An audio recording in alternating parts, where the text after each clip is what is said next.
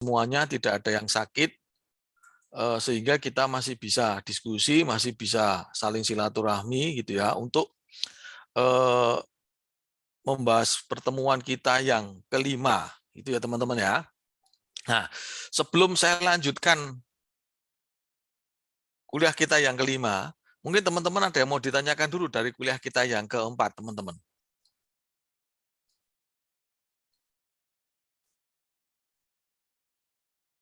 Oke, sementara belum ada teman-teman ya. Oke, hari ini saya akan membahas mengenai NOP terlebih dahulu. Nanti kalau waktunya misalnya masih cukup, nanti kita akan lanjut ke membahas sedikit mengenai tugas tata cara penyusunan ZNT-NIR gitu ya. Jadi kemarin sudah saya berikan beberapa slide gitu ya, banyak slide gitu ya. Yang depannya 5 itu berarti slide untuk pertemuan kita di pertemuan kelima atau keenam, kelima dan keenam, gitu ya, yang depannya 5 itu. Terus kemudian saya berikan juga yang depannya 4 itu adalah untuk mengerjakan tugas. Ya. Namun menurut kemungkinan itu juga untuk jadi bahan kuliah kita kalau memang nanti kita akan membahas ZNT-NIR, tapi sudah saya berikan di depan. Fungsinya apa? Fungsinya teman-teman supaya bisa mencari data dari sekarang. Sebetulnya mencarinya teman-teman sebetulnya mudah sekali. Itu ya sebetulnya mudah. Sebenarnya kalau teman-teman duduk di jatuh enggak duduk duduk di depan gitu ya. Terus kemudian teman-teman searching, mencari data transaksi. Kalau misalnya tidak ada ya terpaksa teman-teman muter tuh desa lah sambil jalan pagi. Kalau minggu-minggu sambil keluar gitu muter-muter juga nggak apa-apa, cuman nggak banyak. Teman-teman muter. Nah, sambil dicatetin tuh, sambil sambil muter, sambil sambil dicatetin, sambil diploting di peta. Ya kalau misalnya alamatnya jelas, oke, bisa. Tapi kalau alamatnya nggak jelas, kayak misalnya di desa itu kan tidak ada nama jalannya mungkin atau jalan desa atau di mana. Nah itu teman-teman mesti mesti apa ya namanya ingatlah kira-kira letaknya ada di mana. Diklik di sebelah mana. Nah itu teman-teman harus cari itu ya. Nah terus kemudian nyari data transaksi sebanyak-banyaknya.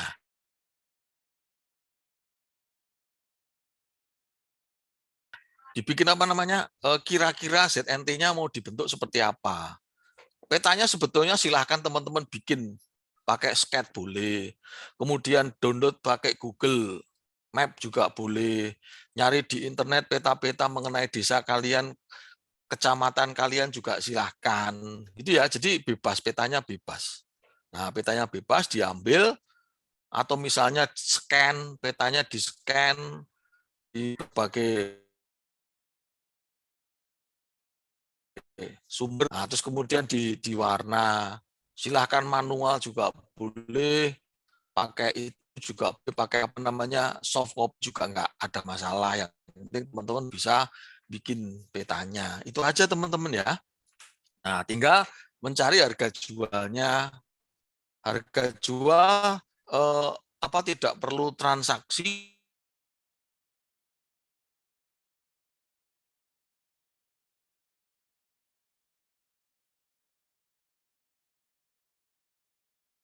Tawaran yang ada bangunannya juga nggak apa-apa. Cara ngilang bangunnya gimana? Ya tinggal kalian hitung, kalian data bangunannya kira-kira seperti apa. Nggak usah masuk ke rumahnya orang, nggak perlu. Kira-kira ditembak aja dari luar gitu loh. Kalian maksudnya nggak perlu penting-penting banget. Yang penting kalian tahu cara ngerjakannya seperti apa. Kalian bisa kira-kira. Kalau mau menghubungi orangnya ya nggak apa-apa ditelepon-telepon, luas bangunannya berapa, ininya berapa dalam tanda kutip, kalian kira-kira dari luar aja tahu. Oh rumahnya mau dijual berapa Pak kira-kira misalnya seperti itu. Tidak perlu detail sekali, harus ketemu orangnya atau sekalian ini nggak perlu. Dipoto aja dari luar misalnya nggak apa-apa.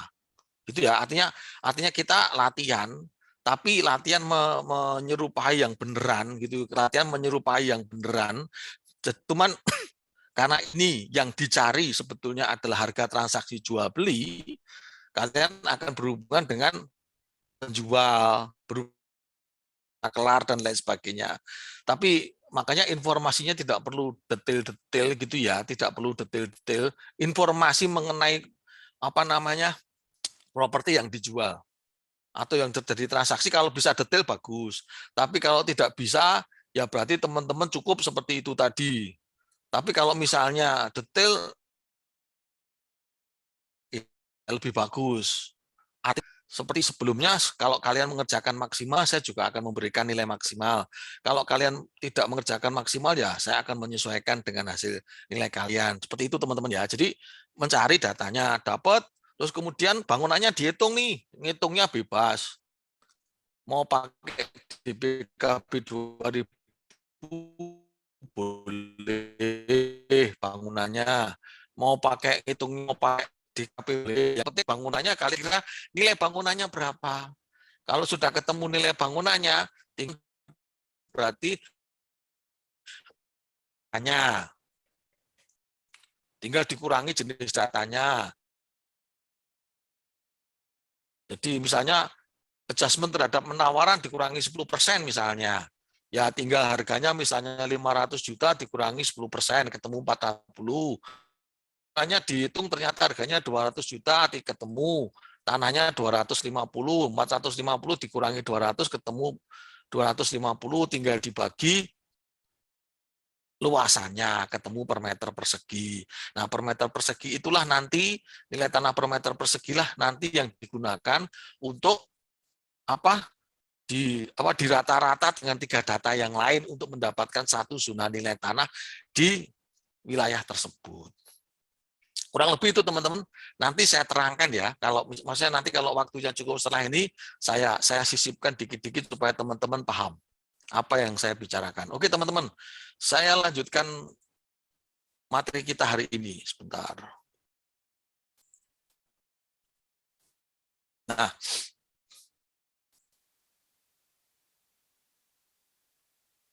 sebentar. Oke, kita lanjut ke pendataan dan penilaian massal. Gitu ya. Kita lanjut dan pendataan dan penilaian massal.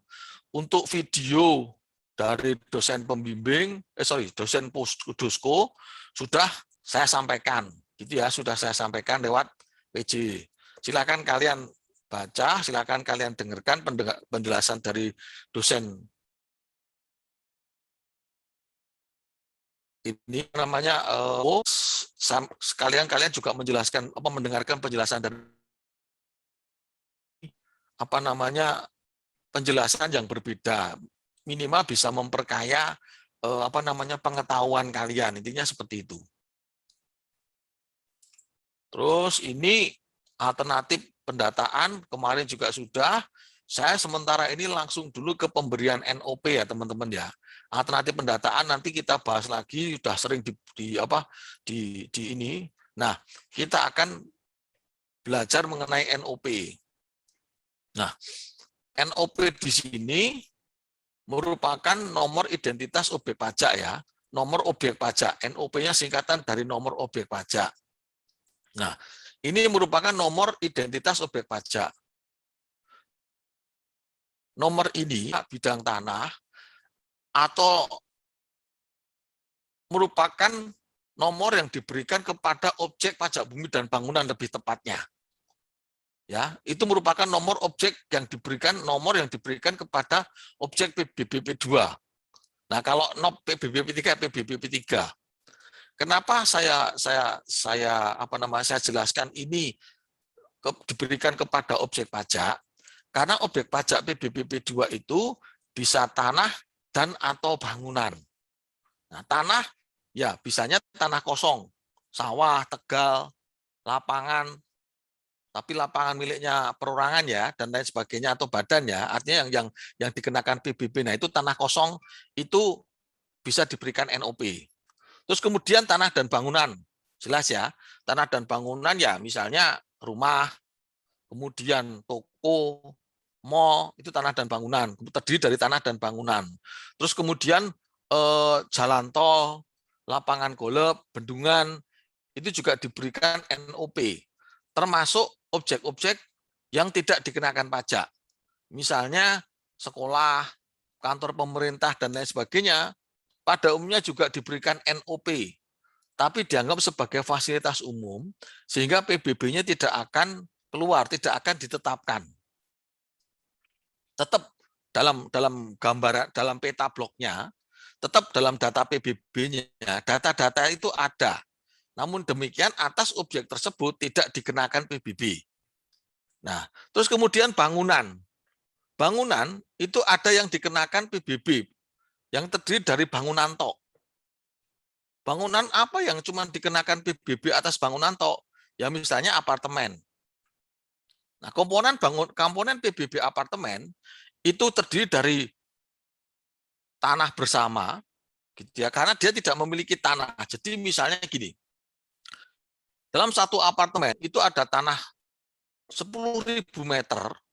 Nah, tanah 10.000 meter itu dibagi pro rate sesuai dengan kepemilikan ruangannya. Misalnya saya punya apartemen ukuran 54 meter, berarti kepemilikan tanah bersama saya, pengenaan PBB tanah saya adalah 54 meter dibagi dengan jumlah bangunan yang menjadi kepemilikan masing-masing orang kali jumlah tanahnya. Nah, bangunan bersama ada juga komponen yang namanya bangunan bersama. Bangunan bersama itu seperti toilet, terus kemudian lobi depan, terus kemudian tangga, terus kemudian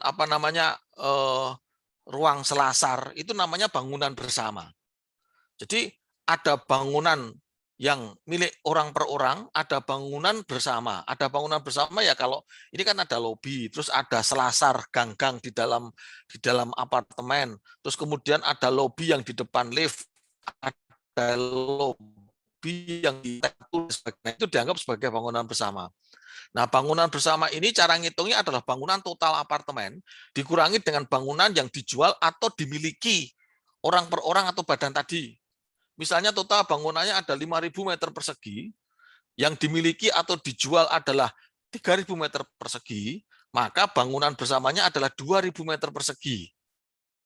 Nah, saya punya 54 meter bangunan di situ, berarti saya akan dikenakan PBB atas bangunan bersama 54 meter per 3.000 kali 2.000. Nah, terus komponen yang lain adalah bangunan saya sendiri seluas 54 meter. Nah, itu diberikan NOP juga. Terus, kalau teman-teman tahu, di Jakarta atau di kota-kota besar, itu ada jembatan penyeberangan atau jembatan yang menghubungkan antara pusat perbelanjaan satu dengan pusat perbelanjaan dua. Misalnya, kalau di Tangerang, teman-teman ITC BSD dengan BSD Junction. Kalau di Tangerang. Terus kemudian kalau di Jakarta, ada Mangga 2 Mall sama Harko ya, pokoknya di Mangga 2 Mall sana itu menghubungkan antara pusat perbelanjaan yang satu dengan pusat perbelanjaan yang lain. Itu dikenakan PBB. Ya, dikenakan PBB. Dikenakan kepada siapa? Yang memiliki, menguasai, memanfaatkan. Kalau itu tidak dijual, berarti developer yang kena, pengembangnya. Kalau itu dijual kepada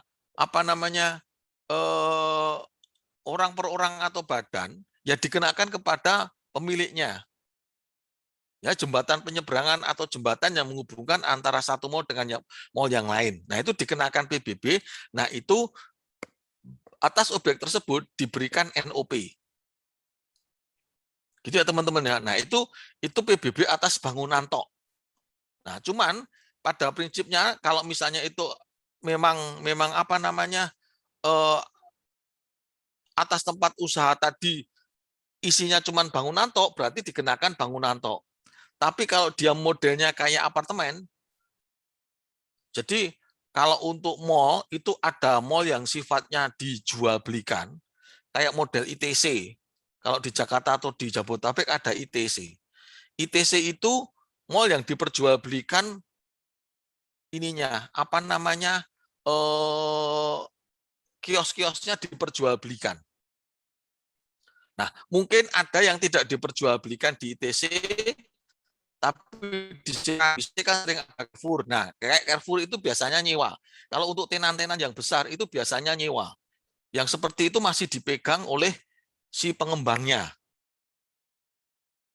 Itu teman-temannya. Nah, tapi kalau ada juga mall yang sifatnya hanya menyewa, mungkin Bintaro Exchange ya, BEC.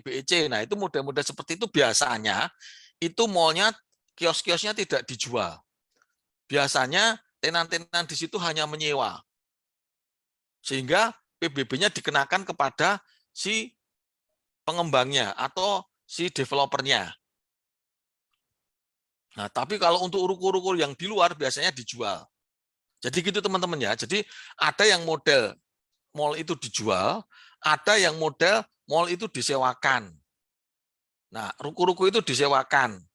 Nah, kalau yang model dijual biasanya mengikuti haknya adalah hak atas satuan rumah susun. Model-model kayak satuan rumah susun juga sertifikatnya. Cuman pengenaan PBB-nya berarti dikenakan tadi ada bumi bersama, ada bangunan bersama, ada bangunan punyanya sendiri. Gitu ya. Nah, NOP ini diberikan pada saat pendaftaran dan atau pendataan objek dan subjek PBB. Nah, NOP ini maksudnya pada saat pendaftaran apabila sudah dilakukan pendataan, terus kemudian kita baru mendaftarkan objek kita atau kita secara aktif mendaftarkan kepada kantor pajak, baik kantor pajak daerah atau kalau dulu di KPP Pratama. Jadi gini, misalnya sudah dilakukan pendataan dari semula yang sistem yang lama diperbarui sistem nah dilakukan pendataan, diberikan NOP dari awal. Itu namanya yang kemarin disebut dengan pembentukan basis data. Terus kalau sudah dibentuk basis data, terus ada tanah lapang yang luas. Oleh pengembang, tanah lapang itu dibangun perumahan. Atas tanah lapang yang luas tadi, misalnya luasnya 10 hektar, terus kemudian dipecah-pecah lagi. Pada awalnya NOP-nya cuma satu, atas nama Bintaro Jaya. Terus kemudian atas NOP tersebut dipecah-pecah menjadi misalnya 1000 NOP, menjadi 1000 perumahan. Nah, di dalam perumahan itu kan ada fasilitas umum dan fasilitas sosial yang tidak dikenakan PBB, misalnya jalan, terus kemudian ada lapangan, di situ dibentuk pasar misalnya, pasarnya nanti dikenakan berbeda, atau misalnya ada tempat ibadah, dibangun misalnya masjid di situ dan lain sebagainya. Nah, itu nanti didaftarkan lagi atas NOP, misalnya NOP 1 dipecah menjadi 1000 NOP. Gitu ya teman-teman ya. Bisa dipecah dalam beberapa blok, bisa dipecah menjadi beberapa blok sesuai dengan kondisi yang ada pada objek tersebut. Nah, ketentuan kemarin, blok adalah jumlahnya sekitar 200 sampai dengan 200 objek pajak, terus kemudian luasnya sekitar 15 hektar. Untuk tempat tertentu, kali terdapat pengecualian. Kapan terdapat pengecualian? Nah, biasanya kalau yang pernah saya lakukan, itu untuk apartemen saya buat pengecualian. Jadi misalnya di situ ada apartemen,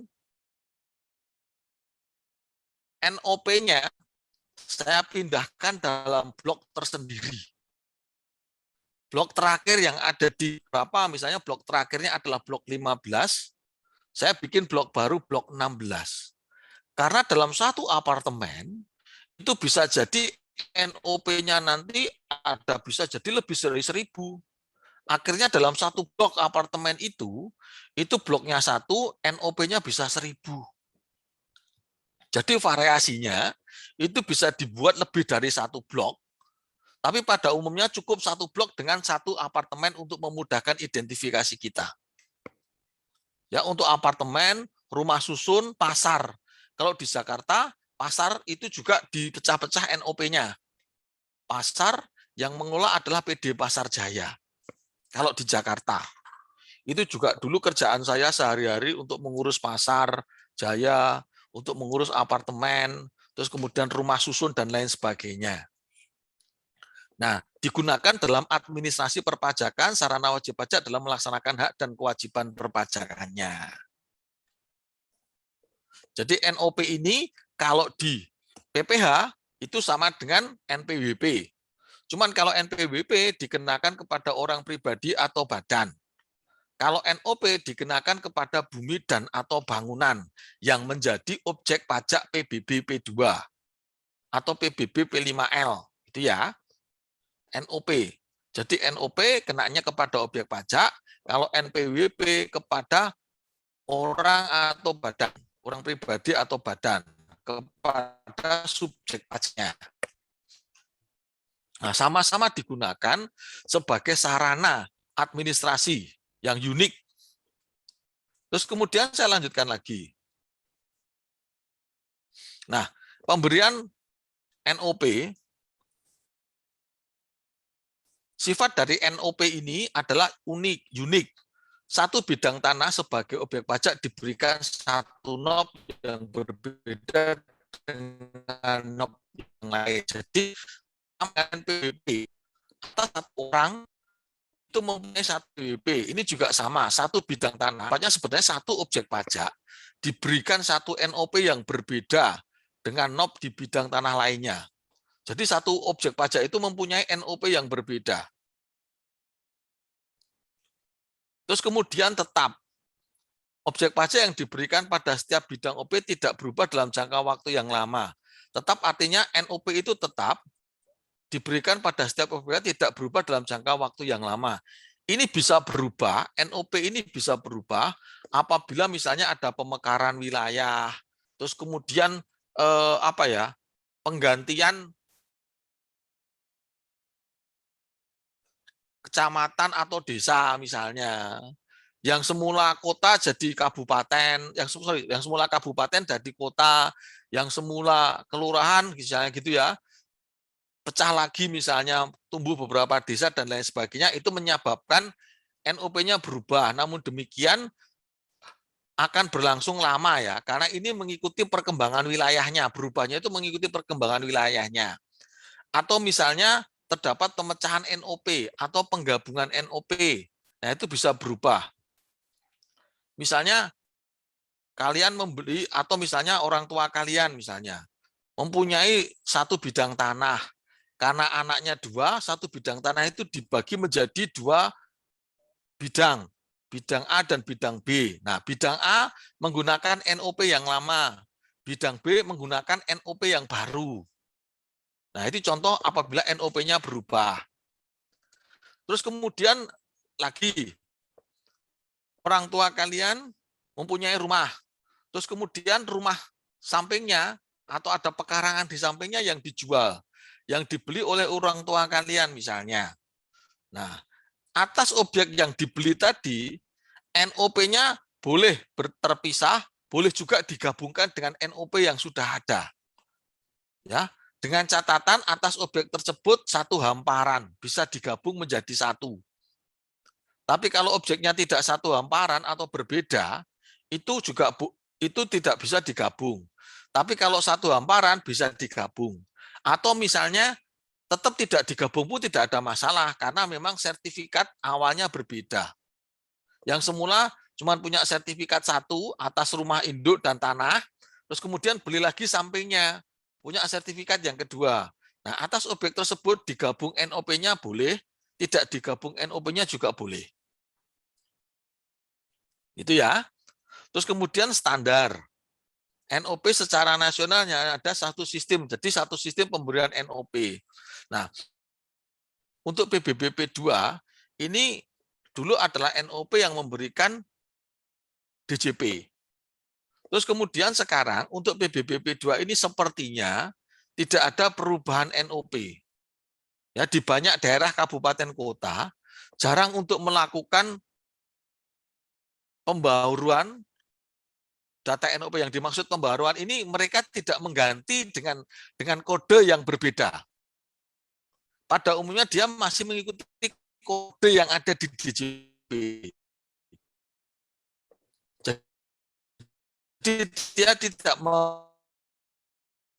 membuat kode baru, tapi mengikuti kodenya. Saya belum lihat di kabupaten kota mana yang menggunakan NOP atau kode yang berbeda. Ya, tapi yang jelas kalau NOP di Jakarta dengan NOP di Bandung jelas beda ya, karena kode kabupaten, kode provinsinya beda. Maksud saya, yang saya maksud strukturnya itu masih sama dengan NOP yang dipakai DJP. Nah, gitu ya, itu ada yang menggunakan program yang berbeda. Misalnya di Kabupaten Bogor, di Surabaya, itu katanya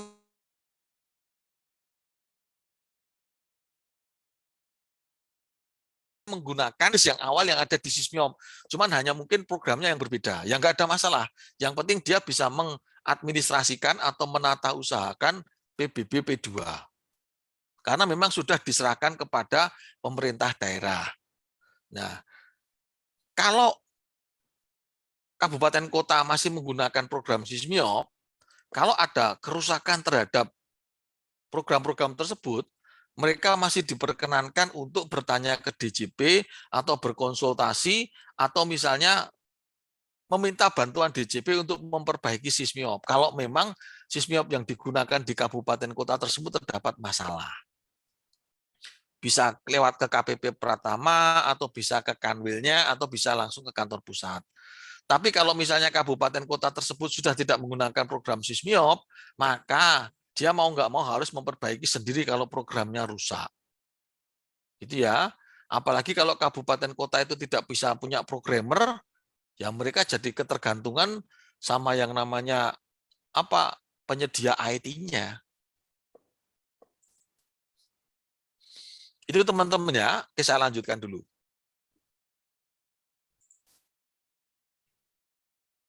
Maksud pemberian NOP ini untuk menciptakan identitas yang standar bagi semua OP PBB secara nasional. Nah, kalau dulu memang PBB P2 itu dikelola oleh DJP, jadi semua di kabupaten kota mempunyai identitas yang sama untuk NOP-nya. Gitu ya. Jadi di seluruh Indonesia mempunyai identitas NOP yang sama. Terus yang kemudian yang kedua untuk menertibkan dan menyederhanakan administrasi PBB. Ya, supaya lebih tertib, lebih tertata karena nanti jangan sampai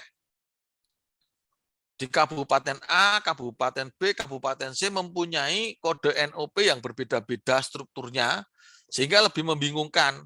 Terus kemudian menyederhanakan maksudnya dengan adanya NOP, itu menjadi keyword gitu ya, jadi menjadikan keyword untuk sarana perpajakan PBB P2 ini. Jadi kalau ada apa-apa tinggal dimasukkan NOP-nya, semuanya ketahuan gitu kan, misalnya terhadap tunggakannya, pembayarannya, data-data tanah, data-data bangunan, dan lain sebagainya. Terus yang ketiga, membentuk file induk PBB dengan NOP sebagai penghubungnya atau primary key. Jadi ini kan tadi, jadi kunci primernya adalah NOP untuk penghubungnya. Ya, jadi untuk tanah dan bangunan kan informasinya terpisah-pisah. Terus kemudian dalam basis data atributik. Terus kemudian untuk peta, kan di dalam peta informasinya spasial. Tapi dalam bidang peta tersebut diberikan NOP-nya. Sehingga NOP yang ada di peta dikonekkan dengan NOP yang ada di data atributik, sehingga atas bidang itu kalau diklik, keluar kode PBB-nya. Gitu ya. Jadi itu untuk mengkonekkan, untuk menghubungkan antara misalnya data sparsial dan data atributiknya. Nah, manfaatnya untuk mempermudah mengetahui letak OP. Maksudnya letak OP itu kan ada peta-peta digital atau SIG PBB atau peta blok. Dengan adanya NOP ini, maka kita akan tahu, oh NOP ini misalnya bidang ini blok 1, NOP-nya sekian. Maka letaknya ada di sini. Nah, dengan mengetahui letak OP ini, maka akan mempermudah pemantauan penyampaian SPP. Maksudnya gimana? Loh kan sama dengan kita geotagging. Teman-teman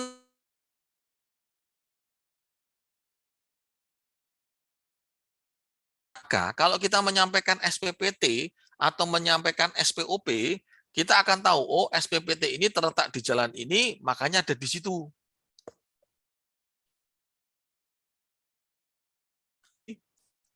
Kalau misalnya objeknya berupa sawah atau berupa tanah kosong, kalau di desa-desa, nah sawah ini letaknya di sini.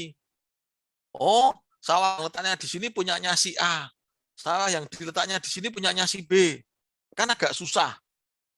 Nah, ini dengan adanya NOP tadi, bidang-bidang tanah tersebut diberikan nama sesuai dengan nomornya, diberikan nomor yang namanya NOP ini untuk mempermudah penyampaian SPPT dan SPOP. Terus seperti penjelasan saya tadi, mengintegrasikan data atributik dan data spesial, sparsial. Di dalam SIKPBB itu kan cuma ada peta bidang-bidang. Terus kemudian ada peta ada apa diklik di bidang tersebut, maka dia akan menampilkan data atributiknya. Oh, bidang nomor 1, blok 1, bidang nomor 1, saya klik. Klik, tek, data atributiknya keluar. Nama pemiliknya, nama subjek pajaknya, terus kemudian luasan bangunan, luasan tanahnya, pajaknya berapa, komposisinya seperti apa, terus kemudian data-data formulir SPOP-nya seperti apa, data-data formulir lampiran SPOP-nya seperti apa, dan seterusnya. Nah, dicari lagi di dalam Sismiop, oh dia keluar tunggakannya belum bayar pajak dan lain sebagainya di sini. Terus mengurangi kemungkinan ketetapan ganda. Mengurangi kemungkinan ketetapan ganda. Kenapa kok mengurangi ketetapan ganda? Karena kalau misalnya objek tersebut sudah punya NOP, maka kalau misalnya didaftarkan ulang kembali, seharusnya sudah tidak bisa lagi didaftarkan ulang. Maksudnya seperti apa? Misalnya gini. Kalian punya tanah, misalnya yang sering bikin ketetapan ganda itu misalnya sawah atau tanah kosong karena tidak ada orangnya. Nah, si RT RW ini bingung SPPT-nya mau diserahkan kemana. Akhirnya karena misalnya kalian punya sawah, terus sekarang kalian kuliah di Jakarta. Nah, dicari-cari nama kalian nggak ada karena kalian misalnya sekarang kerja atau kuliah di Jakarta. Terus kemudian sama RT RW SPPT itu nggak disampaikan dengan alasan pemilik tidak ditemukan. Nah, ya sudah akhirnya di SPPT-nya disimpan di RT RW atau di kelurahan atau di desa. Nah, pas liburan kalian datang ke rumah, SPPT-nya belum nyampe, dicari nggak ketemu. Akhirnya kalian datang ke kantor pajak daerah untuk membuat SPPT yang baru. Nah, di sana dicek, oh ternyata atas objek tersebut sudah ada SPPT-nya. Jadi kalian tidak perlu membuat SPPT baru, tapi kalian bisa untuk meminta salinan SPPT-nya atau duplikat SPPT-nya. Karena SPPT yang tadi belum tersampaikan.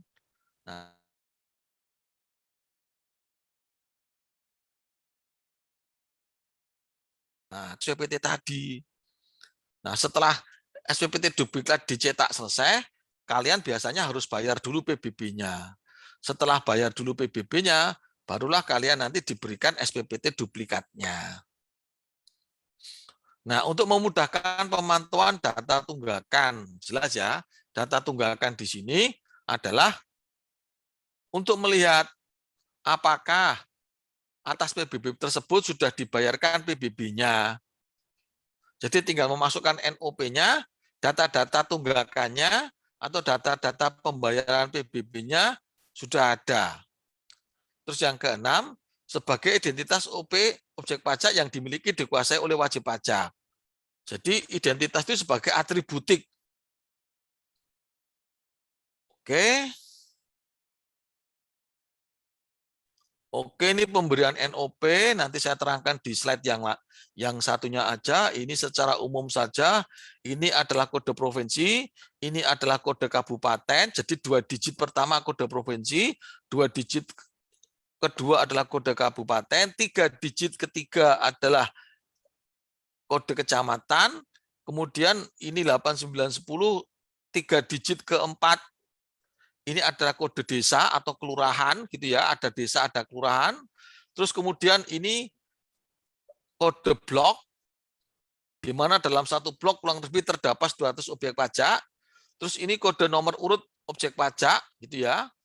Nomor urutnya, sebetulnya nomor urutnya kan cukup 3 digit ya, tapi di sini tercantum 4 digit. Karena kan 200 sebetulnya kan cukup 3 digit, tapi dia memberikan space sampai dengan 4 digit. Terus kemudian kodenya ini adalah kode 970. Yang 123 ini untuk PBB P3L atau P5L ini. 9 objek pajak bersama. Objek pajak bersama tadi untuk apartemen tadi nanti saya terangkan di slide yang lain. Terus kemudian sistem itu adalah sistem PBB yang lama sebelum dilakukan pendataan sismiop. Kalau ini yang sismiop. Nah, kalau ini 7, kalau kode di sini angka 8 ini 7, sorry. 7, berarti di sininya 00. Blok 0-nya 00. Kalau ini 0, di belakang ini 0, berarti bloknya ini blok 1, blok 2, blok 3, dan seterusnya. Ada bloknya. Kalau ini 7. Kalau ini 9, ini bloknya mengikuti yang ada. Tapi NOP 9 tidak akan keluar SPPT PBB karena ini adalah NOP bersama. Tadi loh ya. Jadi misalnya kita punya apartemen itu untuk entry datanya, tanah dan bangunan bersama itu akan diberikan NOP 9 ini belakangnya. Tadi ya, apartemen itu luas bangunannya total 5.000 meter, tanahnya 10.000 meter. Nah, atas bangunannya kan ada 2 tadi. Bangunan yang diperjualbelikan ada 3.000 meter, bangunan yang menjadi bangunan bersama selasar, terus kemudian lobi, toilet, dan lain sebagainya ada 2.000 meter. Nah, berarti NOP bersama ini isinya adalah tanah 10.000 meter, bangunannya 20 meter. Tanah 10.000 meter dan 2.000 meter ini akan didistribusikan secara proret kepada seluruh pemilik apartemen yang ada SPPT-nya secara otomatis. Tadi, kalau saya punya 54 meter persegi, maka di dalam SPPT saya akan tercantum bangunan saya 54 meter persegi, bumi bersama saya akan keluar 54 per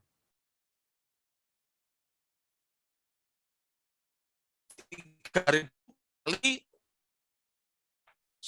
bentar. Maaf teman-teman, baterai saya habis, saya colok dulu. Oke. Kalau apa namanya? Kalau yang bersama tadi misalnya ya, saya punya 54 meter persegi apartemen, maka di dalam SPPT saya adanya isinya adalah bangunan saya 54 meter persegi, bumi saya 54 meter per 3.000 kali 10.000. Bangunan bersama saya adalah 54 meter per 3.000 kali 2.000 meter. Terus kalian punya apartemen tipe studio 21 meter. Berarti bangunan kalian isinya 21 meter persegi, bangunan bersamanya 21 per 3.000 kali 2.000 meter persegi, tanah bersamanya 21 per 3.000 kali 10.000 meter persegi. Nah, makanya di sini yang objek bersama ini tidak keluar. Karena ini sebagai sarana untuk apa ya? Misalnya itu objek bersama. SPPT atas objek bersama tidak keluar. Tidak keluar SPPT-nya. Tapi SPPT atas objek bersama ini diproretkan, ditagihkan secara merata kepada para pemilik apartemen yang mempunyai NOP tadi. Nah, ini contohnya ini kan ya. Ini kode bersama untuk ini kan tanahnya dimiliki bersama, diberikan NOP 9. Terus kemudian bangunannya ada 4 orang, ada empat bangunan.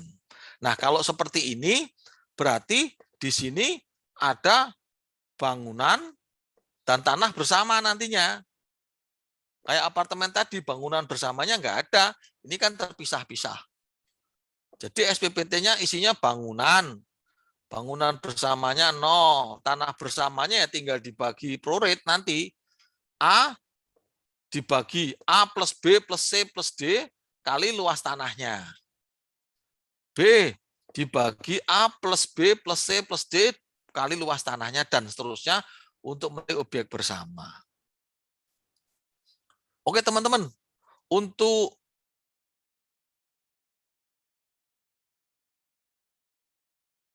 ganti slide, mungkin teman-teman ada yang mau ditanyakan dulu untuk NOP ini.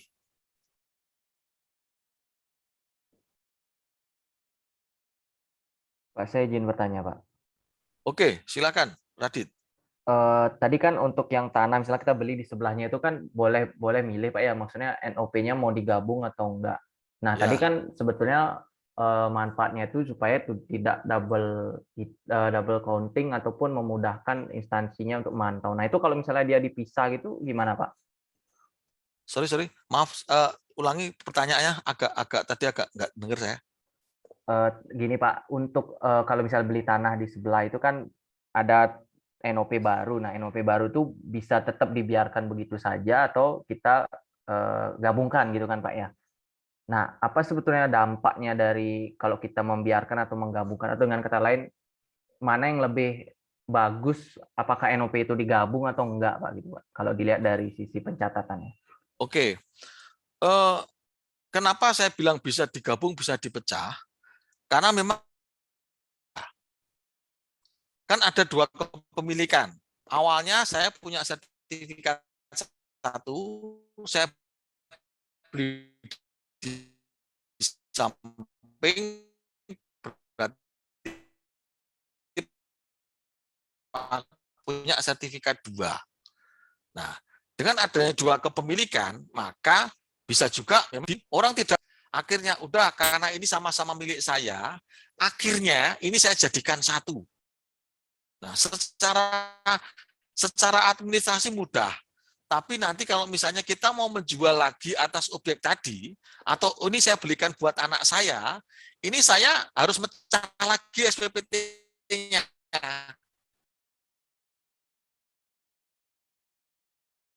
Karena memang ini 2 kepemilikan yang terpisah, kepemilikan 1 dan kepemilikan 2. Itu yang pertama. Negatifnya seperti itu. Artinya urusannya kalau untuk bayar pajak dan lainnya jadi lebih mudah. Tapi tidak ribet. Tapi kalau misalnya kita mau menjual lagi atau memberikan ke anak kita atau digunakan oleh orang lain jadi ribet. Jadi ribet karena SPPT-nya jadi satu. Nah, terus kalau untuk kabupaten kota dengan itu dijadikan satu, maka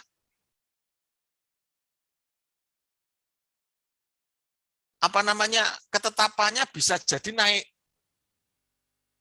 Ya, ketetapannya bisa jadi naik. Kenapa kok bisa jadi naik? Nah, ini gini, kalau di DKI kan ada beberapa lapisan tarif PBBP 2. Ada yang 0,1, ada 0,01, 0,1, 0,2, 0,3 dan seterusnya. Nah, yang semula NJOP tanah dan bangunan saya hanya 500 juta, saya beli lagi di sampingnya. Maka NJOP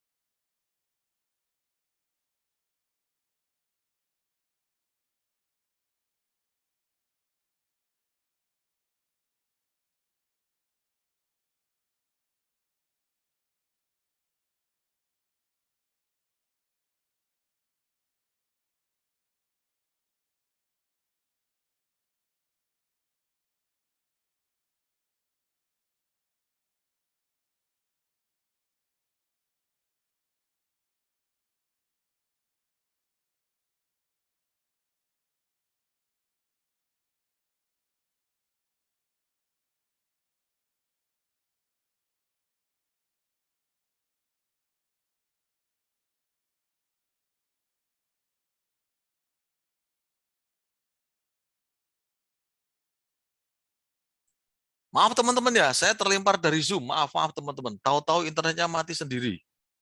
Maaf. Oke, saya ulangi ya. Untuk pemerintah daerah atau sebagai fiskus itu lebih menguntungkan kalau itu digabung. Ya. Nah, terus gini juga, itu kalau kalian belinya tanah di sampingnya. Tanah di sampingnya otomatis mempunyai kode ZNT yang sama. Coba kalau kalian membeli tanah yang ada di belakang rumah kalian. Ya, kalian membeli tanah yang ada di belakang rumah kalian, itu menjadikan otomatis kan kalau tanah yang ada di depan rumah kalian, maksudnya itu kan ada jalan. Pada umumnya kalau digabungkan dengan tanah yang ada di belakang rumah kalian, tanah yang di belakang rumah kalian pada umumnya mempunyai zona nilai tanah atau mempunyai NJOP yang lebih rendah daripada tanah yang ada di depan.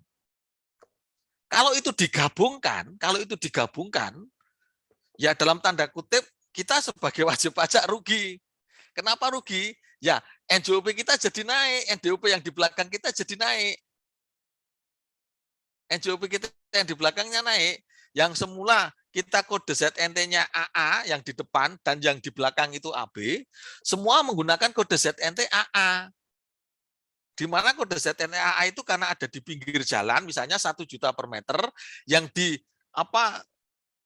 baris kedua setelah pinggir jalan, misalnya NJOP-nya cuman katakanlah 500.000, akan naik, digabung jadi 1 juta juga.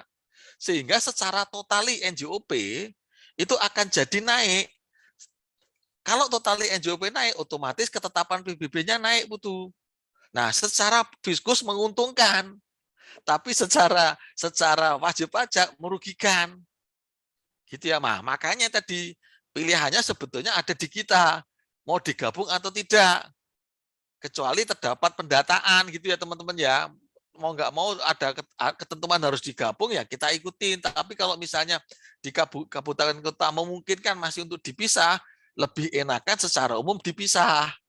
Itu butuh penjelasan saya, bisa dipahami. Baik Pak, bisa Pak. Terima kasih Pak. Oke ya, oke ya, oke. Oke teman-teman, masih adakah yang mau ditanyakan?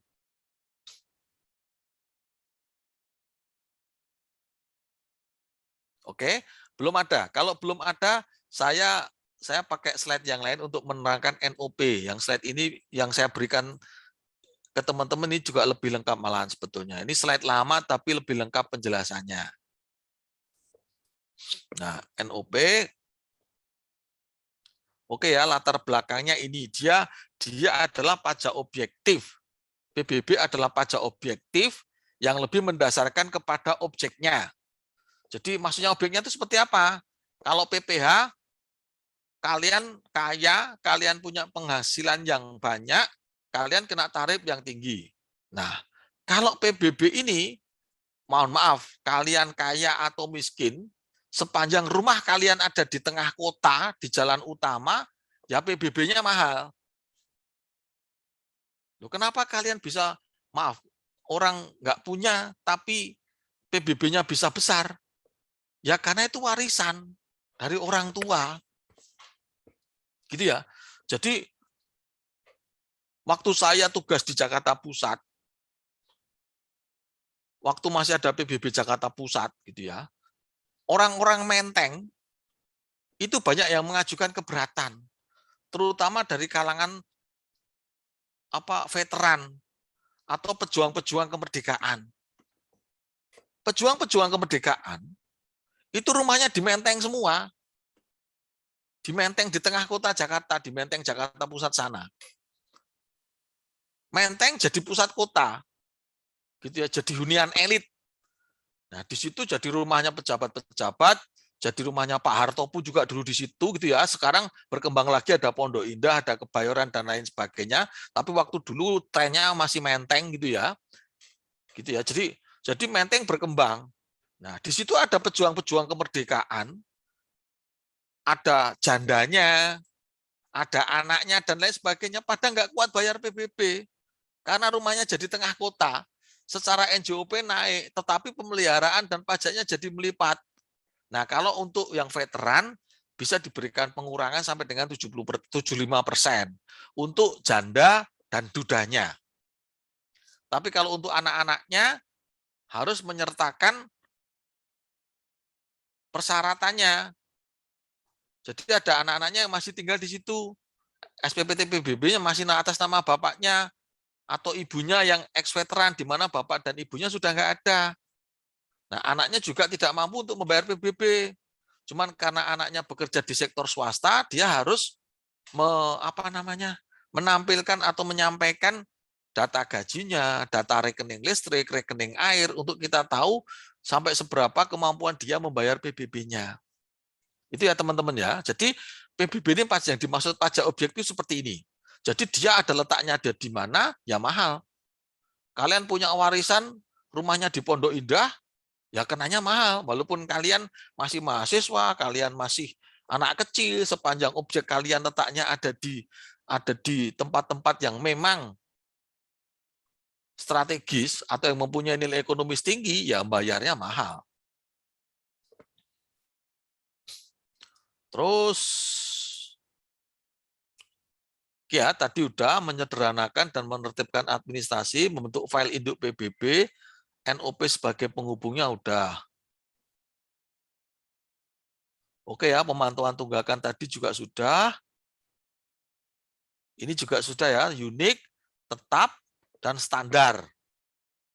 Tadi sudah saya terangkan. Nah, ini strukturnya. Dia yang hijau ini memanfaatkan data wilayah versi BPS. Ya, Biro Pusat Statistik, Badan Pusat Statistik di sini.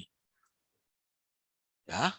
Jadi tadi kode provinsi, kode kabupaten kota, kode kecamatan, kode desa. Di sini tadi blok, ada nomor urut sama ada tanda khusus. Nih. Nah, untuk tadi ya NOP 9 digunakan secara bersama-sama, tapi di dalam SPPT dia nggak akan keluar SPPT-nya yang NOP 9. Terus kemudian yang untuk ini berstruktur sistem. Berstruktur sistem itu maksudnya sistem PBB yang lama, di mana dia tidak ada bloknya, masih menggunakan sistem persil. Maksudnya persil, ya di sini ada bidang tanah dari desa atau kelurahan, bloknya 000, bidang tanahnya nomor urut 1 sampai dengan 1000 atau sampai tak terhingga. Tapi yang kalau sudah berstruktur sismiop, di sini kodenya 0, yang kode di sininya 0, maka di sini ada bloknya.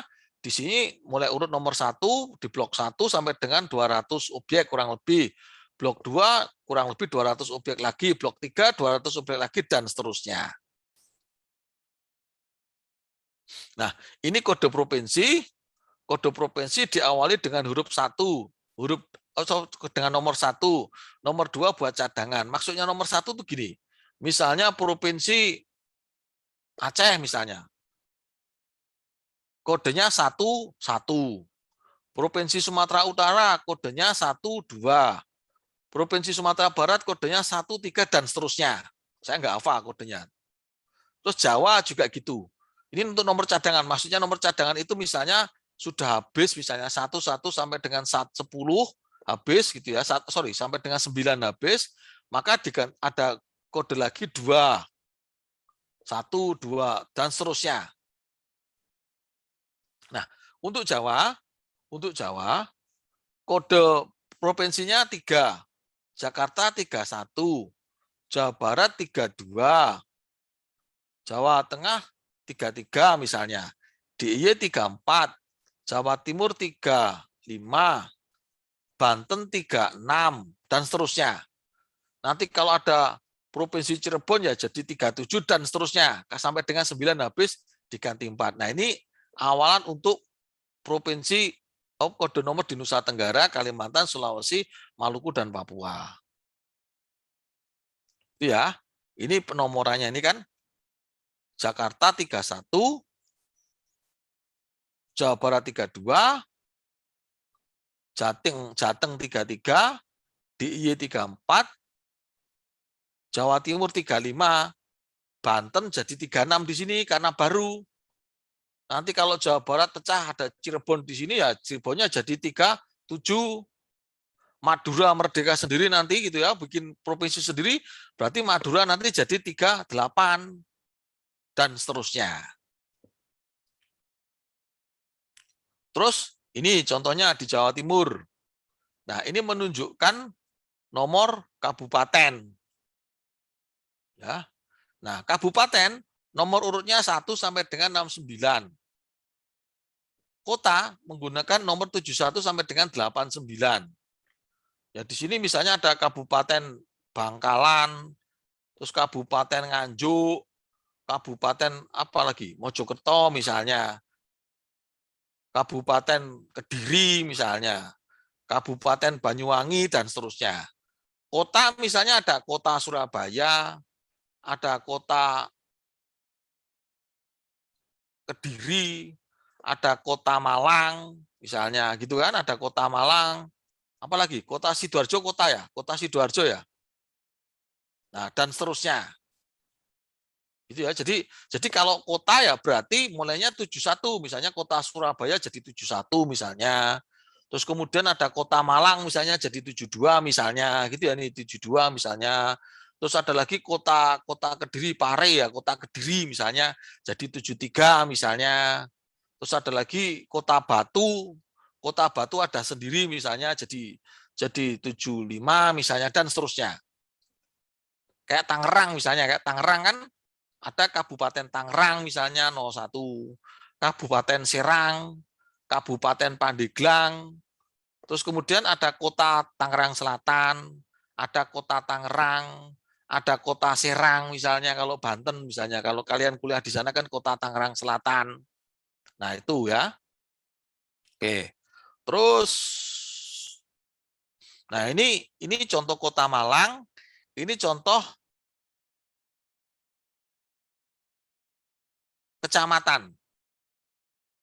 Nah, kecamatan 01 Sukun, 02 Kedung Kandang, 03 Klojen, 04 Bimbing, Lowok Waru dan seterusnya. Ya, siksak penamaannya gitu ya. Nah, kenapa kok nomornya bisa berantakan seperti ini? Ya, mungkin pertama kecamatannya 1, kecamatan 2, kecamatan 3, 4 sama 5 gabung. Terus kemudian pecah. Bisa juga. Nanti kecamatan 20 ini pecah, bisa juga di sini pecah. Karena terlalu luas dipecah. Nah, nanti kalau pecah, ini jadi 020 dan jadi 021. Itu teman-teman ya, bukan baru tapi kodenya jadi 1. Nah, nih.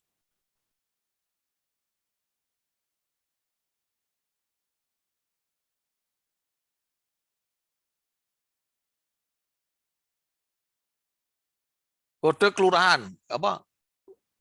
Nah, Kecamatan Klojen, kode desanya ini Kasim, Sukoharjo, Kidul, Dalem, Kauman, Bareng, Gading. Nah, untuk membentuk kode pengena, kode nomor desa harus digabung dengan kode provinsi, kabupaten, kota. Jadi ini desa. Kalau ini desa, di Kecamatan Klojen ada beberapa desa.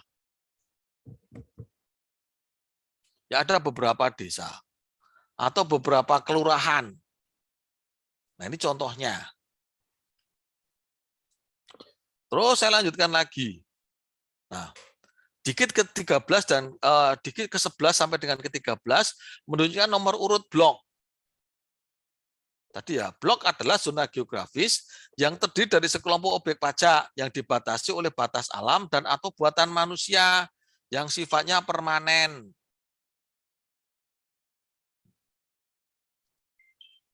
Dalam satu wilayah administrasi pemerintahan desa keluar untuk kepentingan PBB. Penomboran blok dilakukan secara urut dan spiral, mulai dari kiri ke atas, ke arah atas, kanan dan seterusnya, ke arah kanan dan seterusnya. Penentuan batas blok tidak terikat pada RT RW ini ya, tidak terikat batas administrasi dan sejenisnya dalam satu desa. Jadi tetap satuannya adalah kelurahan atau desa. Satu blok kurang lebih terdiri dari 200 objek pajak, wilayahnya kurang lebih 15 hektar. Untuk membentuk kode pengenal blok, kode nomor urut blok harus digabung dengan kode provinsi, kabupaten kota, kecamatan, kelurahan, desa. Terus, sorry.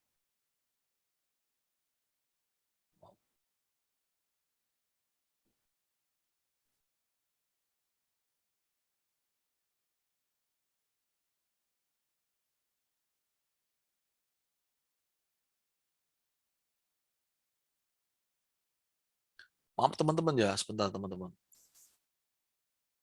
Bentar.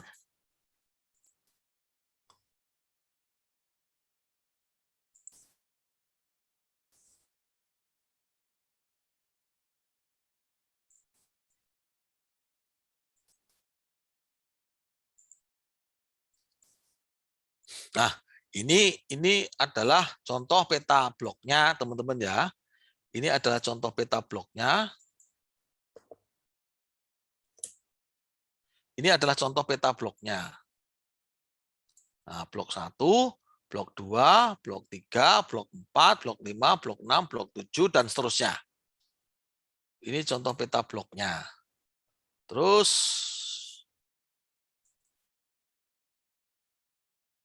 digit ke-14 dan ke-17 menunjukkan nomor urut objek pajak dalam satu blok. Penomoran objek pajak dilakukan secara urut dan spiral mulai dari kiri, atas ke arah kanan, dan seterusnya. Nah ini blok 7, nomor ininya apa namanya, NOP-nya 1, 2, 3, 4, 5, 6, 7, 8, 9, 10, dan seterusnya gini, spiral. Nah, 34, 35, 36, 37, sini dia malah. Sini ya, sini. 65, 66, sini. Ke sini. Terus ke sini. Ke sini. Nah, oke teman-teman ya, ini ada 87 malah di sini, nggak tahu nih kok bisa ada 87 di sini. Keselip kali. Oke teman-teman, nah caranya seperti ini ya, bikin NOP secara umum seperti ini.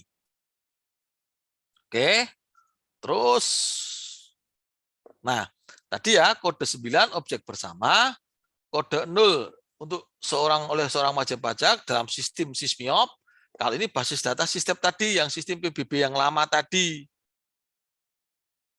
Nah, terus ini yang tadi, yang blok bersama apartemen tadi, contohnya sama dengan yang apa namanya, yang slide sebelumnya. Ini ya contohnya ini. Terus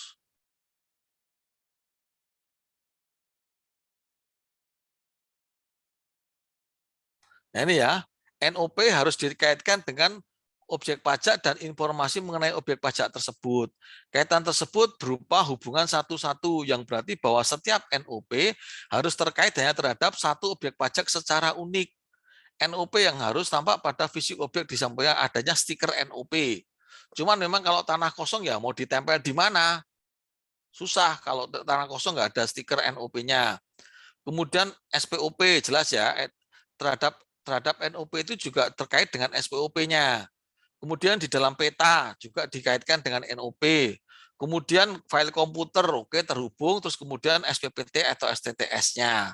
Jadi mereka terhubung kepada SPPT atau STTS dengan menggunakan tadi primary key yang berupa NOP. Nah, terus ini yang perubahan teman-teman. Kode NOP provinsi. Di Sumatera dibentuk satu provinsi baru. Maka untuk provinsi asal yang memakai nama provinsi lama nomornya tetap, sedangkan provinsi baru diberikan nomor urut 19 jika kode provinsi 18 berakhir. Jadi kode provinsi, misalnya ada provinsi baru yang dibentuk, maka dia menggunakan kode provinsi yang terakhir tadi. Ya, saya tadi bilang Banten misalnya diberi nomor 36 karena pecahan dari provinsi Jawa Barat. Itu ya. Walaupun Jawa Barat kodenya 32. Banten jadi 36 karena terakhir Provinsi Jawa Timur NOP-nya 35. Terus Nah,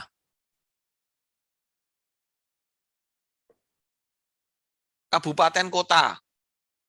Nah, apabila ada kabupaten yang pecah menjadi kabupaten yang baru, maka dia menggunakan NOP yang apa namanya terakhir kabupaten di kabupaten tersebut. Tadi ya misalnya di DIY misalnya gitu ya, tetap apa ada pecah, maka dia menggunakan NOP kabupaten yang terakhir. Setelah terakhir misalnya terakhirnya 4 ya berarti yang terakhir 5.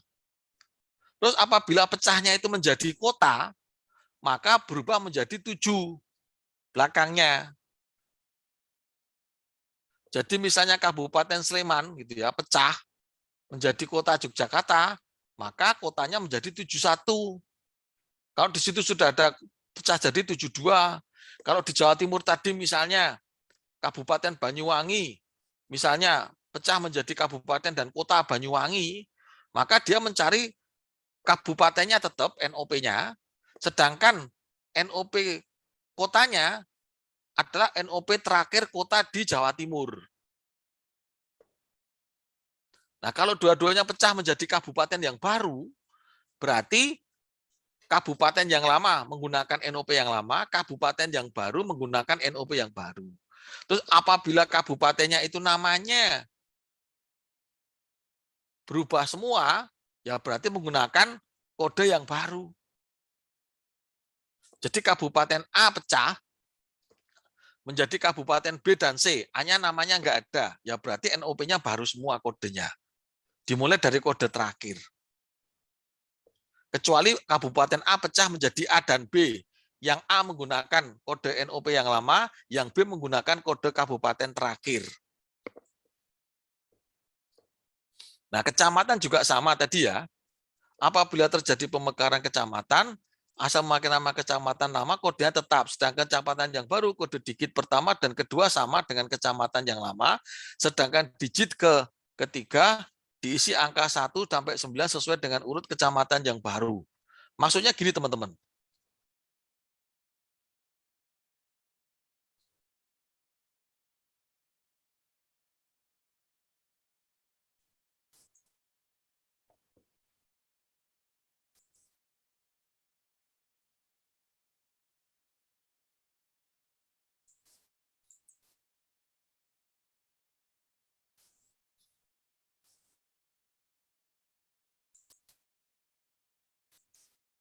Nah, kalau kecamatan, sorry,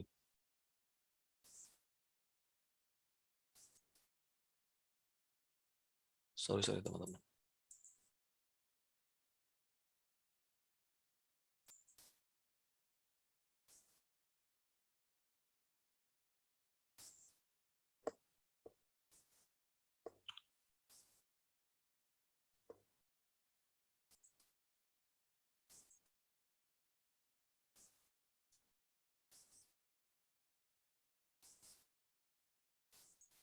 Nah, gini, kalau kecamatan, ini kan kecamatannya,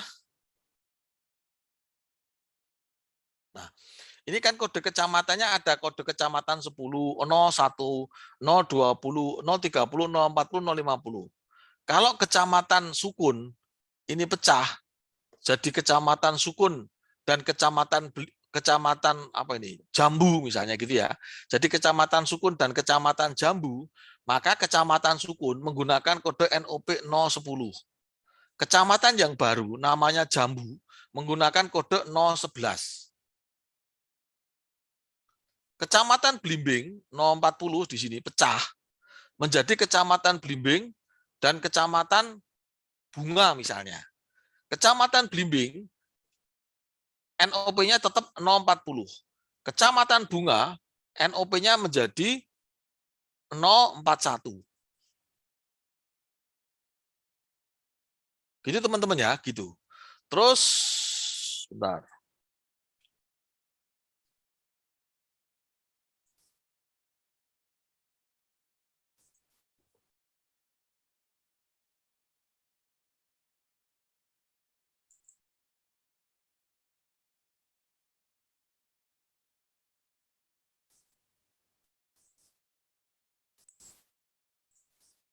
Nah, apabila terjadi pengurangan atau penambahan wilayah dari kecamatan yang lain sudah mempunyai kode wilayah, maka kode wilayah tersebut tetap. Apabila 2 kecamatan atau lebih dalam 1 kabupaten dimekarkan menjadi 3 kecamatan atau lebih, atau kedua kecamatan itu lebih tersebut menggunakan nama kecamatan lama, maka kodenya tetap. Sedangkan kode untuk kecamatan yang baru didasarkan pada asal desa yang banyak, sehingga kodenya digit pertama dan digit kedua mengikuti kecamatan asal yang desanya paling banyak, diambil selanjutnya digit ketiga diisi angka 1 sampai dengan 9 sesuai urutannya. Apabila kecamatan baru yang dibentuk merupakan gabungan dari 2 kabupaten kota, maka kode kecamatan baru akan mengikuti kode kecamatan di mana kecamatan baru terletak dengan memperhatikan lokasi wilayah kecamatan tersebut terhadap kecamatan lama pada kabupatennya. Jadi apabila ada kecamatan baru, otomatis dia mengikuti kodenya tadi. Kalau misalnya tadi blimbing ya berarti 03 3 tinggal 31, atau kalau misalnya pecah lagi jadi 032 dan seterusnya. Gitu ya. Jadi kalau kecamatan 2 digit pertamanya tetap. 2 digit pertamanya tetap.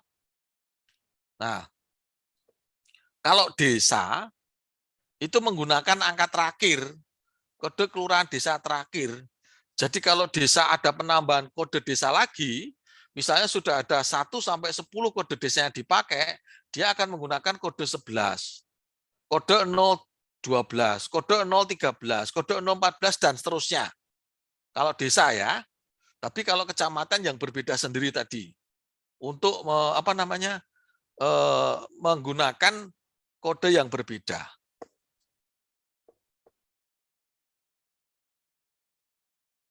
Oke teman-teman ya, kurang lebih seperti itu. Nanti silakan dibaca sendiri slide-nya. Oke teman-teman, untuk NOP penjelasan saya seperti itu. Nanti untuk selanjutnya kita akan berbicara masalah tadi pendataan alternatif ataupun peta dan lain sebagainya. Ada yang mau ditanyakan dulu teman-teman mengenai NOP?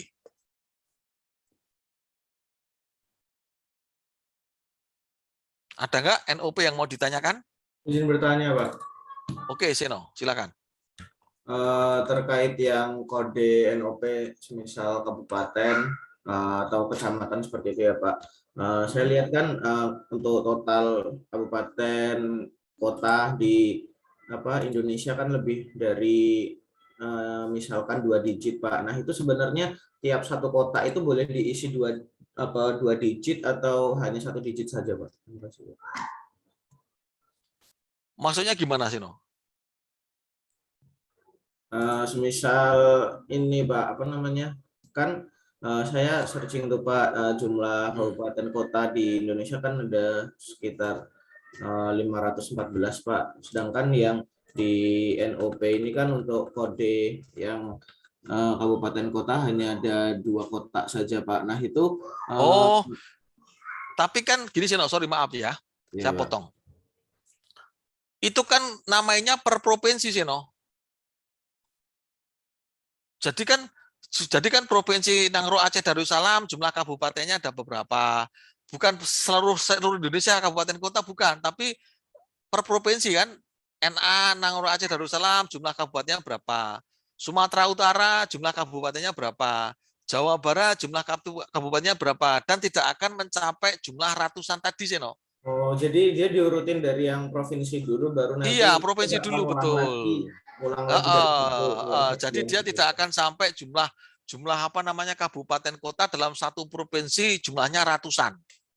Mungkin hanya sekitar puluhan gitu, Teno. Jadi kode itu sesuai dengan jumlah provinsi jumlah kabupaten kota yang ada di provinsi, bukan di seluruh Indonesia. Gitu, Seno ya. Baik, Pak. Terima kasih banyak, Pak. Oke. Silakan kalau masih ada. Pak. Oke, silakan Nabila. Kalau misalkan tadi ada kayak pemekaran gitu ya Pak, misalkan kecamatan, nah itu NOP dari masyarakatnya kalau harus segera diganti atau gimana ya Pak? Kan ada nomor yang berubah berarti ya Pak? Oke. Jadi gini, nanti gantinya itu per 1 Januari tahun pajak Nabila. Misalnya gini, sekarang kecamatanmu per sekarang berubah menjadi kecamatan A dan kecamatan B misalnya gitu ya, per sekarang per Oktober. Nah, nanti kita di akhir tahun ini tugasnya orang-orang PBB itu mengentry data perubahan di mana kecamatan A itu pecah jadi A dan B. Kecamatan A jadi A dan B, di mana kecamatan A waktu itu ada 10 desa. Kecamatan A isinya 10 desa, jadi sekarang jadi kecamatan A yang baru isinya 5 desa. Kecamatan B, kecamatan B juga isinya 5 desa. Berarti kode kecamatannya akan berubah, sedangkan kode desanya itu juga akan berubah sesuai dengan kecamatannya, Nabila. Dan itu tahun pajak yang akan datang per 1 Januari 2022. Dia tidak perlu mengajukan, ke kabupaten kota, tapi dia nanti akan menerima SPPT dengan kode kecamatan dan desa yang sudah berubah. Seperti itu, Nabila. Oh iya, baik Pak, terima kasih Pak. Oke ya. Oke. Ada lagi? Jadi perubahan NOP ini tidak diajukan per wajib pajak, tapi perubahan wilayah ya terkait dengan NOP ini tidak diajukan per wajib pajak, tapi dia akan otomatis di-entry oleh si petugas fiskusnya manakala ada kabupaten, provinsi, desa, kelurahan yang berubah. Nah, ngentrinya kapan? Ngentrinya ya akhir tahun gini untuk penerbitan PBB di tahun pajak yang akan datang. Itu ya, di tahun pajak yang akan datang. Kalau kita tahu, oh nanti di bulan Januari akan berlaku seperti itu kan, sepanjang itu belum ada SK Bupati atau SK Mendagri atau SK Presiden yang mengatakan kabupaten kota itu akan mekar atau desa itu akan mekar, ya di PBB belum diganti NOP-nya. Tapi nanti kalau misalnya sudah ada surat keputusan bupati untuk pemekaran desa, surat keputusan gubernur untuk pemekaran kabupaten kota, ataupun surat keputusan presiden misalnya untuk membuat kabupaten baru atau misalnya provinsi baru, ya baru atas dasar itu digunakan untuk memekarkan atau mengganti NOP-nya. Mengikuti tahun pajak yang akan datang biasanya, tidak di tengah-tengah tahun pajak. Itu teman-teman. Nah, kalau seperti itu terjadi mutasi NOP, itu diharapkan kode yang lama itu juga tidak hilang. Maksudnya tidak hilang gimana? Kan ada NOP baru. Nah, itu juga teradministrasi dengan baik supaya tunggakan-tunggakannya juga tidak hilang. Jadi semisal kamu punya NIK lama, ada NIK baru gitu ya. Kalau kita kan NIK. NIK lama ada NIK baru. Nah, NIK baru ini bisa dalam tanda kutip ada jembatannya juga untuk menghubungkan NIK lama kita. Supaya data-data kita yang tersimpan dengan NIK lama ini tidak hilang. Gitu teman-teman ya. Fungsinya seperti itu, supaya data itu tidak hilang. Jadi diklik, oh masih ada data yang lama, tunggakannya masih ada, sejarah pembayaran PBB-nya masih ada, data SPOP, data SPOP-nya juga masih ada. Oke, itu teman-teman. Silakan kalau masih ada yang mau ditanyakan. Nggak ada? Oke, kalau nggak ada, saya bahas yang lain sebentar aja ya.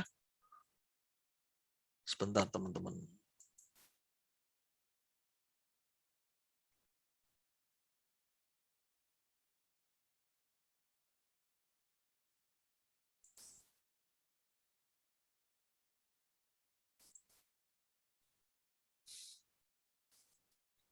Teman-teman, saya sudah memberikan ini ya. Saya sudah memberikan ini. Apa namanya? Penyempurnaan ZN-Tenir ini gitu ya. Kebetulan saya dulu di Subdit Penilaian di kantor pusat gitu ya. Kebetulan saya juga sebagai kepala seksi penilaian massal di Direktorat Ekstensifikasi di Subdit Penilaian 1 gitu ya, teman-teman ya. Nah, ini slide-nya karena waktunya cuma sebentar, saya singkat-singkat aja. Nanti penjelasannya kalau misalnya kita punya waktu di pertemuan yang akan datang. Karena waktunya kurang lebih tinggal 5 menit ya, 5 sampai 7 menit lah. Karena saya harus ngisi portal dan lain sebagainya. Nah, ini NJOP nanti silakan dibaca sendiri. Pengumpulan kalian harus mengumpulkan data transaksi, penawaran maupun PPAT yang sebanyak-banyaknya. Ini tugas yang kalian lakukan. Kemudian menganalisis kewajaran nilai transaksi tersebut. Kemudian menganalisis NIR atau setiap ZNT berdasarkan nilai sebarannya. Kemudian keseimbangan NIR dan ZNT. Kemudian membuat kompilasi. Kalau ini kompilasi buku nggak usah, cuman pakai tabel aja, nggak usah buku. Kalau buku kan berarti biasanya dibendel dalam satu desa, satu buku. Kita nggak perlu, kita cuman cukup pakai tabel aja, nggak usah pakai buku. Nah, kita membuat ZNT mulai dari nol saja. Jadi teman-teman nggak usah berpatokan pada ZNT yang sudah ada sekarang, karena teman-teman juga nyari datanya susah kan, mesti ke kantor pajak daerah nyari ZNT. Itu pun juga teman-teman minta ZNT juga nggak akan dikasih sama orang pemerintah daerah, udah bikin aja sendiri, gitu ya. Teman-teman nggak akan dikasih lah, tapi teman-teman bikin sendiri aja. Kita belajar sama-sama, kita lakukan dengan praktek, gitu ya. Ya karena kita PJJ, saya nggak bisa memberikan tugas ini secara kelompok karena susah. Kalau ini nggak PJJ, mungkin di stand saya berikan tugas kelompok, kalian mencari data-data di seputaran stand seperti kemarin yang saya berikan contoh di peta-peta yang sudah saya berikan itu, gitu ya. Karena kita PJJ, mau nggak mau teman-teman mengerjakan sendiri-sendiri. Nah ini nggak perlu. Nah, pengumpulan data harga jual, mencari data harga transaksi. Transaksi itu maksudnya jual beli. Harga penawaran diupayakan maksimal 1 tahun. Kalau penawaran itu pokoknya kalian harus kecek beneran itu masih datanya penawaran. Karena data penawaran bisa jadi sudah jadi transaksi jual beli.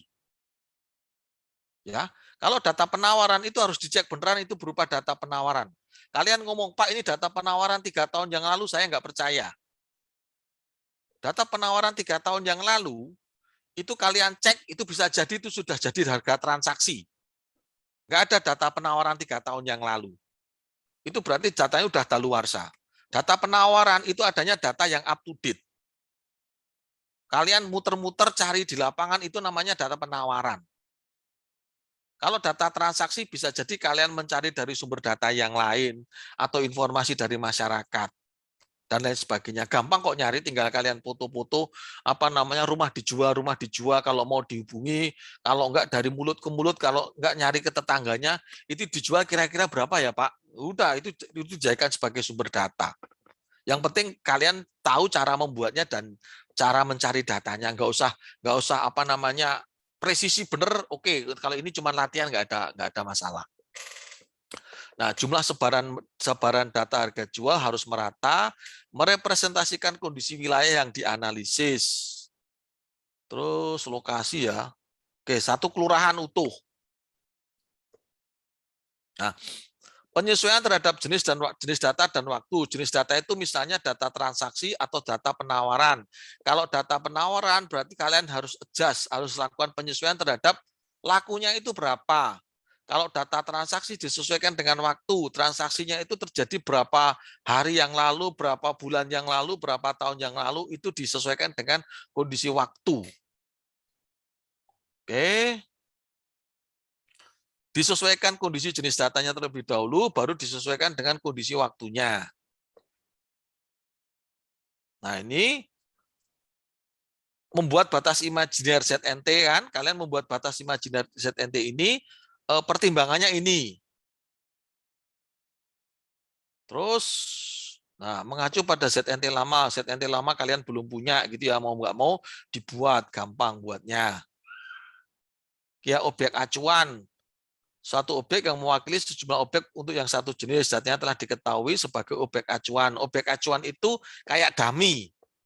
Kalau waktunya nggak cukup, nanti saya lanjutkan untuk besok, pertemuan kita selanjutnya. Nah, apabila tidak ada satu objek transaksi di zona nilai tanah tersebut. Ya. Nah, saya gambarkan, sorry, nanti ini dibaca aja, saya gambarkan contoh. Nah, ini kan tipe 1 di sini Itu dalam satu zona nilai tanah terdapat 3 data transaksi.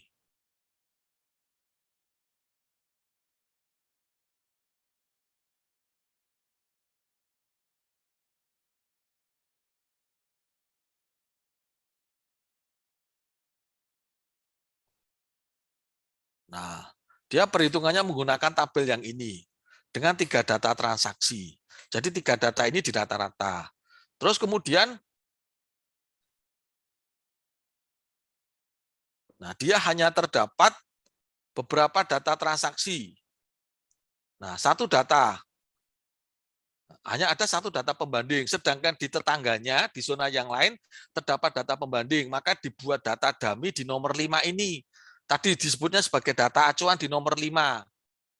Nah, terus dia membuat data acuan lagi di nomor 6. Nah, dia ada pembandingnya di nomor 6, di nomor 5, terus kemudian baru 5, 4, 6 di rata-rata. Jadi 2 kali kerjanya.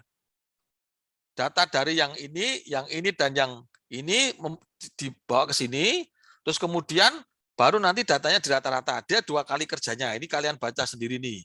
Ada data untuk data 5, data 6, baru di rata-rata untuk mendapatkan satu zona nilai AB. Ya. Nah, kalian pelajari, nanti yang belum paham ditanyakan ke saya. Nah, sorry ya. Ini yang tidak ada data penawarannya sama sekali. Di Aceh ini. Nah, dia bisa menggunakan data dari zona AA, data dari zona AB untuk membuat data dummy. Nah, ini menggunakan data dummy. Ini untuk menggunakan data dummy lagi untuk nomor 789 dummy semua datanya. Nah, bagaimana cara mencari dummy 7? Bagaimana cara mencari dummy 8, bagaimana cara mencari data dummy 9. Terus data dummy 7, 8, 9 di rata-rata. Nah, yang terakhir, apabila dia membandingkan 3 zona nilai. Nah, di AD ini tidak ada ditemukan data transaksi di AD. Tapi zona AA sudah diketahui nilainya, zona AB sudah diketahui nilainya, zona AC sudah diketahui nilainya. Nah, ini dibawa ke sini. Dilakukan penyesuaian terus di rata-rata. Nah, ini pakai zona, yang dibandingkan zona. Zona AA, zona AB, zona AC dilakukan penyesuaian terhadap lokasi fisik, jenis penggunaan, dan jenis penyesuaian, ketemu totalnya, penyesuaiannya berapa, ketemu 3 nilai indikasi di rata-rata. Ketemu zona AD ini nilainya sekian. Jadi dia nggak pakai data transaksi, tapi pakai zona yang sudah ada. Nah, kurang lebih seperti itu teman-teman ya, penjelasan saya singkat. Biar teman-teman ada gambaran, nanti akan saya terangkan lagi lebih teliti gitu ya. Karena waktunya sudah jam 9.04, saya mohon maaf, saya harus mengakhiri kuliah. Karena saya tadi harus ngisi portal PKN STAN.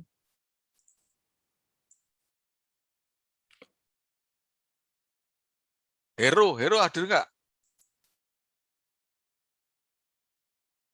Hero?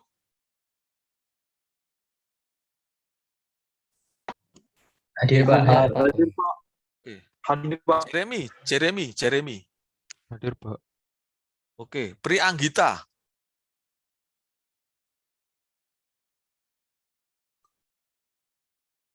Pri Anggita? Hadir Pak. Oke teman-teman ya, itu tadi yang 3 orang yang belum ngisi absensi. Nanti kalau nggak bisa absen, saya absensan. Mungkin kuliah pada hari ini saya akhiri dulu teman-teman ya, karena waktunya juga sudah habis, tinggal 5 menit lagi saya harus ngisi portal PKN STAN. Terima kasih atas waktunya, teman-teman selalu menjaga protokol kesehatan agar kita semua selalu sehat. Terima kasih teman-teman atas waktunya. Wabillahi taufik wal hidayah. Wassalamualaikum warahmatullahi wabarakatuh. Kuliah saya akhiri. Waalaikumsalam warahmatullahi wabarakatuh. Terima kasih Pak. Oke teman-teman ya, saya live ya teman-teman ya. Iya Pak. Baik Pak.